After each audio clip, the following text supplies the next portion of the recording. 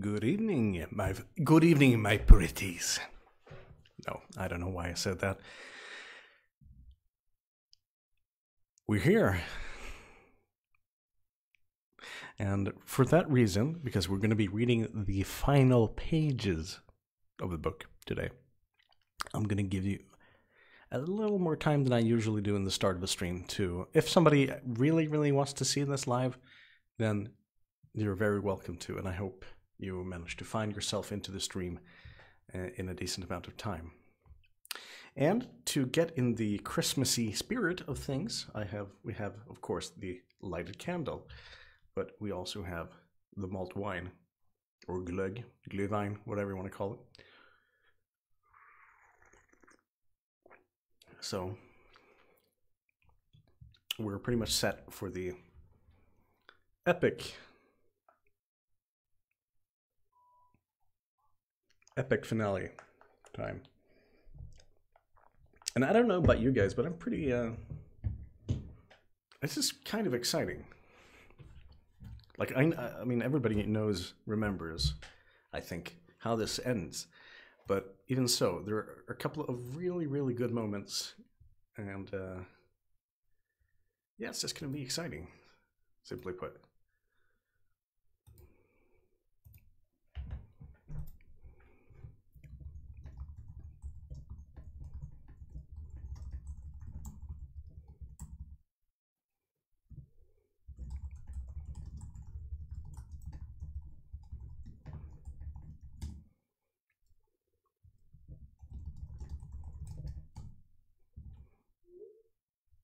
Yeah, as I said, we're taking a little bit longer to start this time.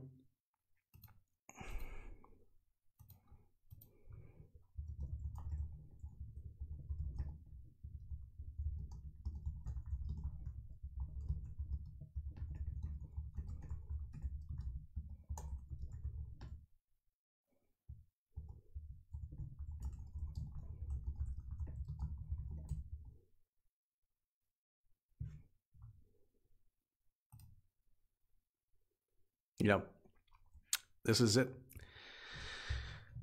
Oh my. I might actually do other readings after this. Next in line, I think, would be...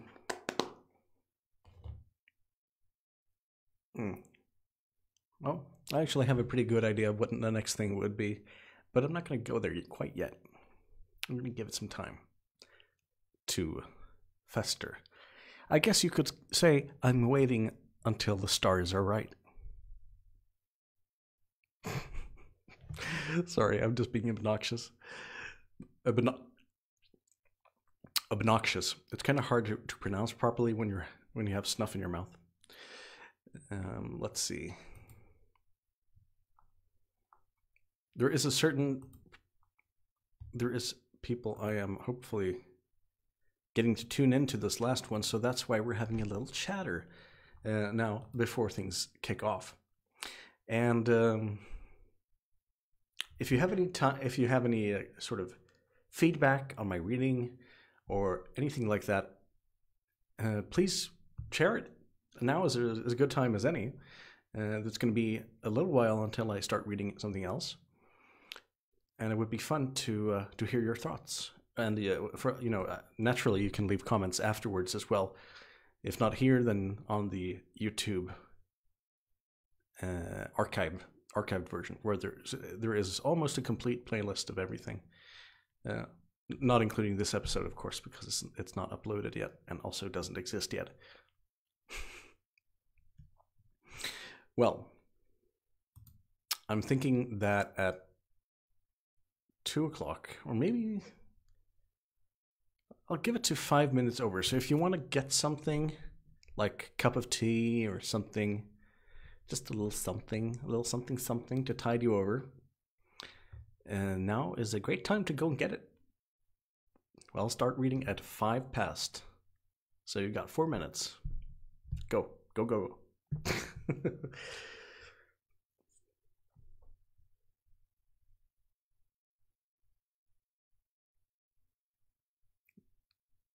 I'm not going to sit here staring at you for the entire time. I should just be talking like a good host and be saying something.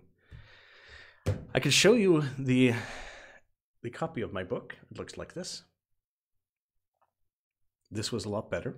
I was starting off reading a Project Gutenberg ebook version, which, I mean, content-wise was the same, naturally, but there were some strange formatting bugs, which made it very difficult to read, generally speaking. Which, yeah, also I prefer, I mean, if at all possible, and this is such a small book, it's not really, you know, it's not really a hassle to hold, then that's just as good, if not better, than an ebook. Because you cannot smell an ebook. You cannot touch an ebook and feel the pages under your fingers. If I got people who are into ASMR, this is where things get really weird. Do not tell me if that's a thing for you. Do not tell me. I do not want to know. All right. 2 minutes past. TikTok. I'm going to edit the post just so it's clear.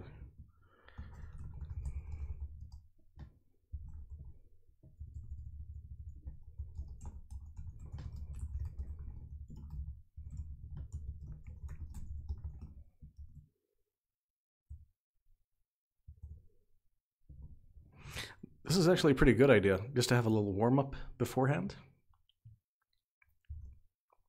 It's not a bad idea. I should probably do that more often. Have a little chat in the beginning, get warmed up, you know, get psyched, get into it. Books, reading, yeah, that kind of thing. Anywho.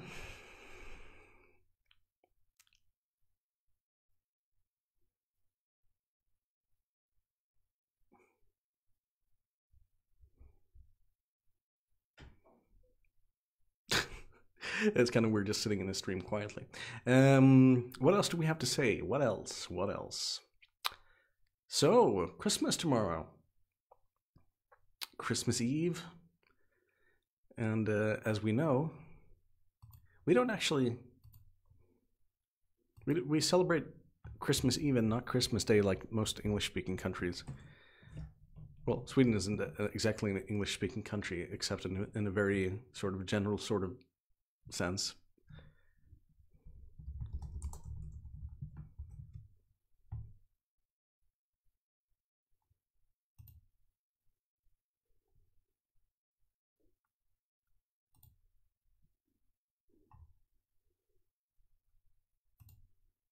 Mm-hmm. Yep.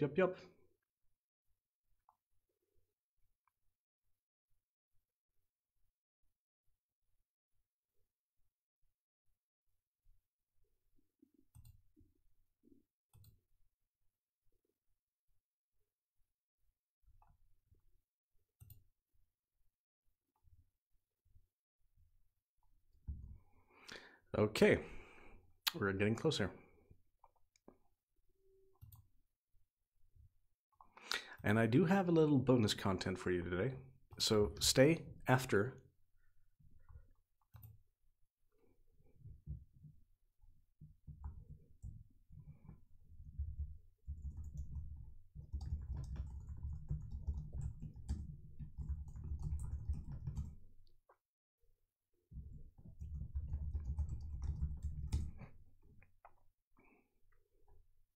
Okay, it is now 5 minutes past. So hopefully you've gathered your things, you've gathered your cat, your significant other, if somebody's listening with you, or if you're listening together, I don't know. I would like to think that I do an okay reading of this. So that would be awesome. Now somebody's calling me. Pardon me a sec.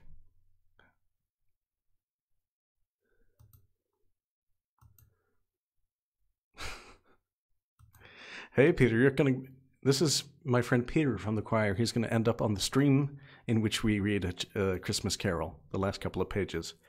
Even though I was telling him in the chat to log into the stream, he instead called me on Discord.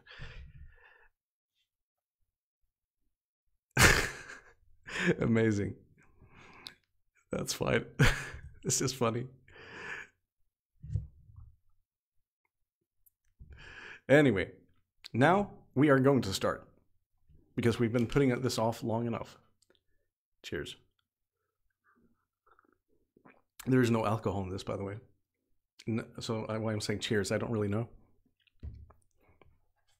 But it's sweet and nice.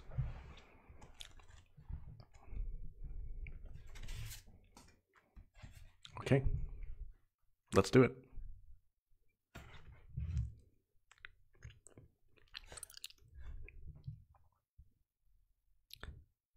The end of it. Yes, and the bedpost, it was his own. The bed was his own, and the room, it was his own. Best and happiest of all, the time before him was his own. Time to make amends in. I will live in the past, the present, and the future, Scrooge repeated as he scrambled out of bed. The spirits of all three shall strive within me. Oh, Jacob Marley, heaven and Christmas time be praised for this. I say it on my knees, old Jacob, on my knees. He was so fluttered and so glowing with his good intentions that his broken voice would scarcely answer to his call. He had been sobbing violently in his conflict with the spirit, and his face was wet with tears. They are not torn down, cried Scrooge, folding one of his bed curtains in his arms. They are not torn down, rings and all. No, they are here, and I am here. The shadows of the things that would have been may yet be dispelled. No, they will be dispelled. I know they will. His hands were busy with his garments all of a sudden. All the time turning them inside out, putting them on, upside down, tearing them, mislaying them, making them parties to every kind of extravagance. Oh, I don't know what to do, cried Scrooge, laughing and crying in the same breath, and making a perfect Laocoon of himself with his stockings. I am as light as a feather, I am as happy as an angel, I am as merry as a schoolboy. I am as giddy as a drunken man. A Merry Christmas to everybody. A Happy New Year to all the world. Hello there. Whoop, hello. He had frisked into the sitting room and was now standing there, perfectly winded. Ah, there's that saucepan that the gruel was in, cried Scrooge, staring off again. And going around the fireplace, there's the door by which the ghost of Jacob Marley entered. And there's the corner where the ghost of Christmas present sat. And there's the window where I saw the wandering spirits. It's all right. It's all true. It all really happened. Ha ha ha! Really, for a man who had been out of practice for so many years, it was a splendid laugh, a most illustrious laugh. The father of a long, long line of brilliant laughs. I don't know what day of month it is, said Scrooge, and I don't know how long I've been among the spirits. I don't know anything. I'm quite a baby. Never mind. I don't care. I'd rather be a baby. Hello! Whoop! Hello here! He was checked in his transports by the churches ringing out the lustiest peals he had ever heard. Clash, clash, hammer, ding-dong, bell. Bell, dong, ding, hammer, clash, clang. Oh, glorious, glorious. Running to the window, he opened it and put out his head. No fog, no mist today. Clear, bright, jovial, stirring sunlight. Cold, cold air, piping for the blood to dance to. Heavenly sky, sweet fresh air, merry bells. Oh, glory, glory.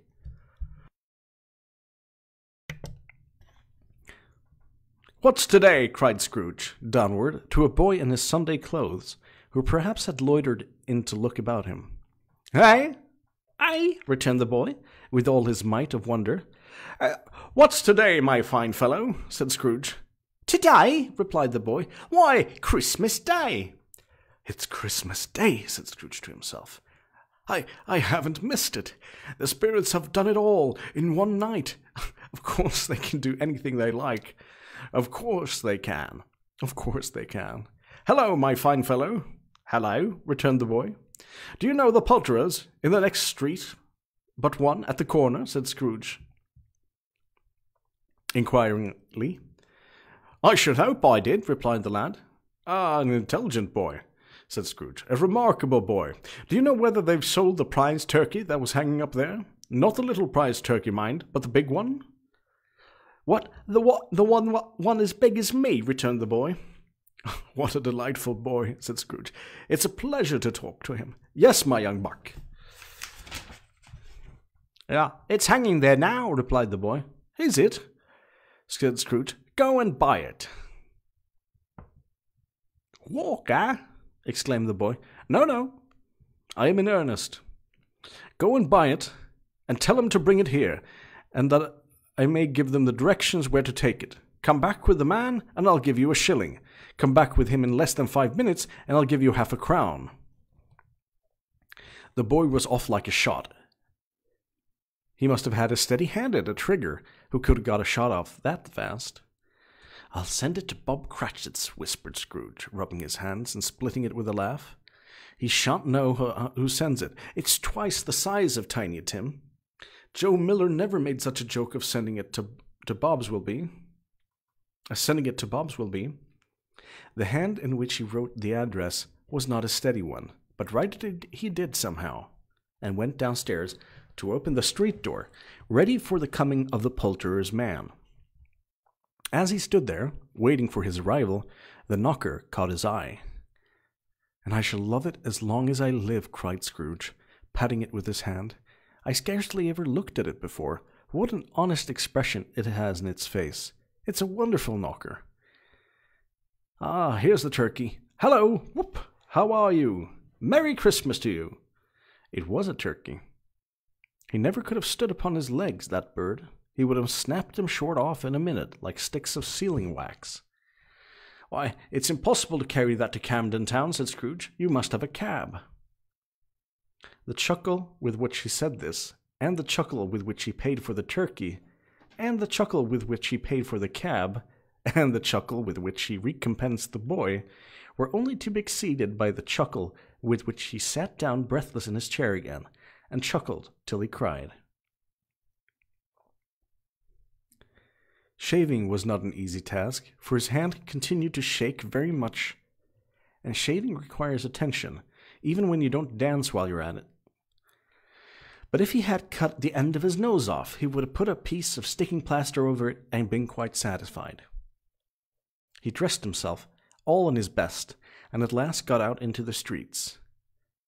The people were, by this time, pouring forth, as he had seen them with the ghost of Christmas present, and walking with his hands behind him, Scrooge regarded every one with a delighted smile. He looked so irresistibly pleasant, in a word, that 3 or 4 good-humoured fellows said, "Good morning, sir, a Merry Christmas to you." And Scrooge said often afterward that, of all the blithe sounds he had ever heard, those were the blithest in his ears.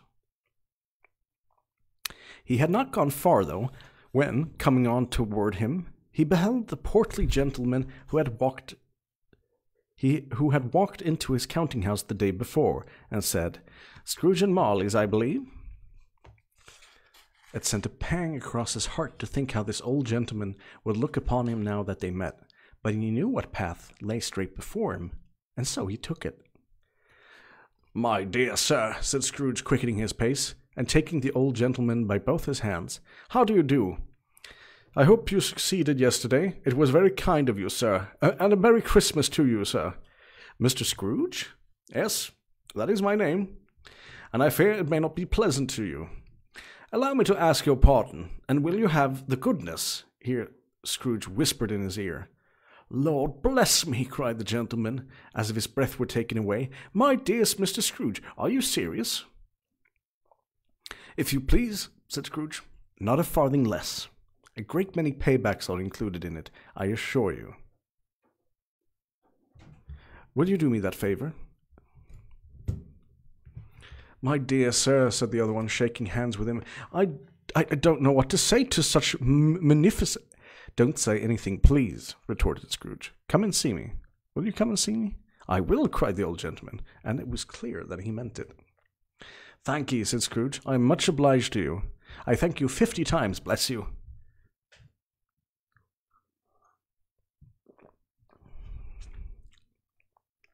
He went to church and walked about the streets and watched the people hurrying to and fro and patted the children on the head, questioning beggars, and looked down into the kitchen of houses and up to the windows and found that everything could yield him pleasure.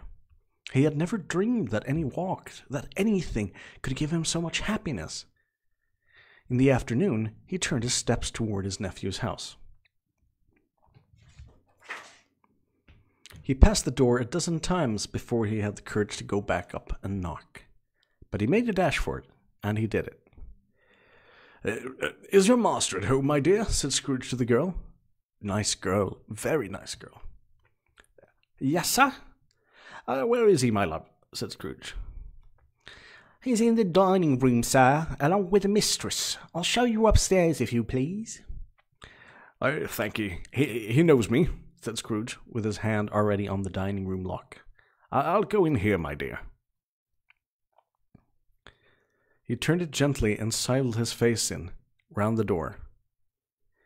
They were looking at the table, which was spread out in great array, for these young housekeepers are always nervous on such points, and like to see that everything is right. Fred, said Scrooge. Dear heart alive, how his niece by marriage started. Scrooge had forgotten for the moment about her sitting in the corner with a footstool, or he wouldn't have done it on any account. Why, bless my soul, cried Fred. Who's that?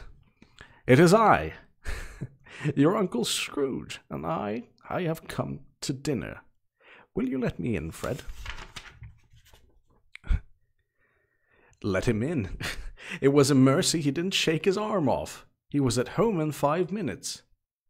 Nothing could be heartier. His niece looked just the same. So did Tupper when he came. So did the plump sister when she came. And so did everyone when they came. Wonderful party, wonderful games, wonderful unanimity, wonderful happiness. But he was early at the office next morning. Oh, he was early there. If he could only be there first and catch Bob Cratchit coming late. That was the thing he had set his heart upon. And he did it, yes, he did. The clock struck 9. No Bob. A quarter past. No Bob. He was full 18 minutes and a half behind his time. Scrooge sat with his door wide open, that he might see him come into the tank. His hat was off before he opened the door, his comforter too. He was on a stool in a jiffy, driving away with his pen, as if he were trying to overtake 9 o'clock. "Hello," growled Scrooge, in his accustomed voice, as near as he could feign it. "What do you mean by coming in here at this time of the day?" "I am very sorry, sir," said Bob. "I am behind my time." "You are?" repeated Scrooge. Yes, I think you are. Step this way, sir, if you please." "It's only once a year, sir," pleaded Bob, appearing from the tank. "It shall not be repeated. I was making rather merry yesterday, sir." "Now, I'll tell you what, my good friend," said Scrooge. "I'm not going to stand this sort of thing any longer, and therefore," he continued, leaping from his stool, and giving Bob such a dig in the waistcoat that he staggered back into the tank again, "and therefore I am about to raise your salary." Bob trembled, and got a little nearer to the ruler. He had a momentary idea of knocking Scrooge down with it, holding him, and calling to the people in the court for help and a straight waistcoat. "Merry Christmas, Bob," said Scrooge, with an earnestness that could not be mistaken, as he clapped him on the back. "A merrier Christmas, Bob, my good fellow, than I have given you for many a year.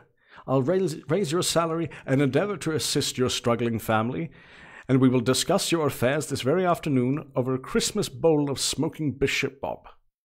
Make up the fires and buy another coal scuttle before you do it, Bob." and before you dot another I. Scrooge was better than his word. He did it all, and infinitely more.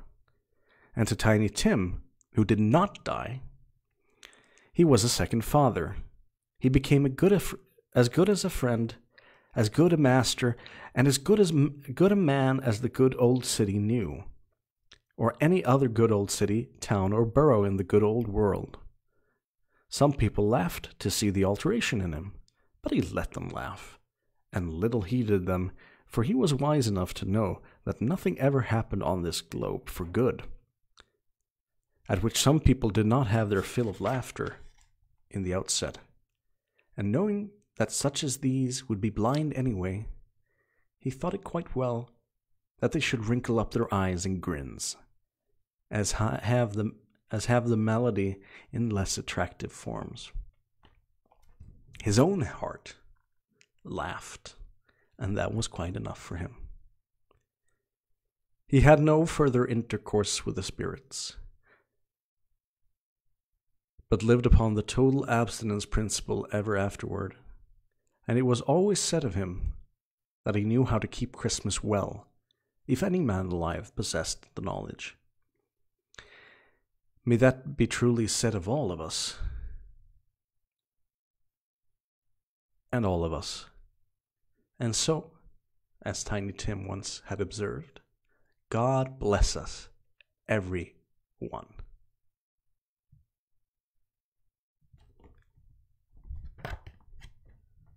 And we are done. Ladies and gentlemen, this has been A Christmas Carol by Charles Dickens. This is an old book. It was first published in 1843.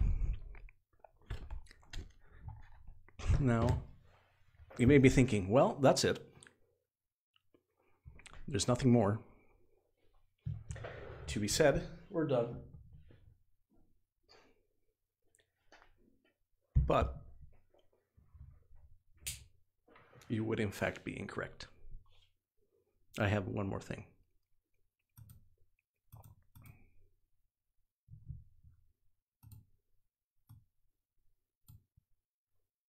'Twas the night before Christmas, when all through the house not a creature was stirring, not even a mouse. The stockings were hung by the chimney with care, in hopes that St. Nicholas soon would be there.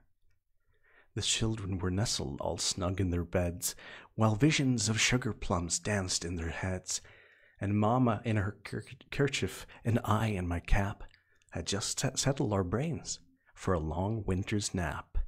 When out on the lawn there arose such a clatter, I sprang from the bed to see what was the matter. Away to the window I flew like a flash, tore open the shutters, and threw up the sash.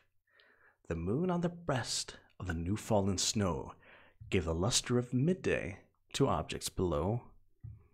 When, what to my wondering eyes should appear, but a miniature sleigh and 8 tiny reindeer, with a little old driver so lively and quick. I knew in a moment it must be Saint Nick. More rapid than eagles his coursers they came, and he whistled and shouted and called them by name.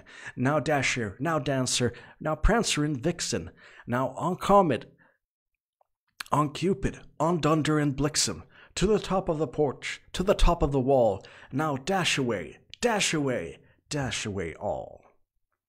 As dry leaves before the wild hurricane fly, when they meet with an obstacle, mount to the sky, so up to the house top the coursers they flew, with a sleigh full of toys, and St. Nicholas too.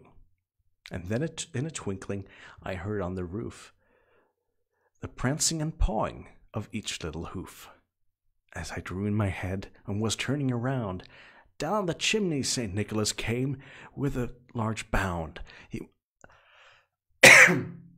He was dressed all in fur from his head to his foot, and his clothes were all tarnished with ashes and soot. A bundle of toys was flung on his back, and he looked like a peddler opening his pack. His eyes, how they twinkled, his dimples, how merry. His cheeks were like roses, and his nose like a cherry. His droll little mouth was drawn up like a bow, and the beard of his chin was as white as the snow. The stump of a pipe he held tight in his teeth, and the smoke, it encircled his head like a wreath. He had a broad face and a round little belly that shook when he laughed, like a bowl full of jelly. He was chubby and plump, a right jolly old elf, and I laughed when I saw him, in spite of myself. A wink in his eye and a twist of his head soon gave me to know that I had nothing to dread. He spoke not a word, but went straight to his work, and filled all the stockings, then turned with a jerk, and laying his fingers aside of his nose, and giving a nod, up the chimney he rose. He sprung to his sleigh, to his team gave a whistle, and away they all flew, like the down of a thistle. But I heard him exclaim, ere he drove out of sight, "Happy Christmas to all, and to all a good night."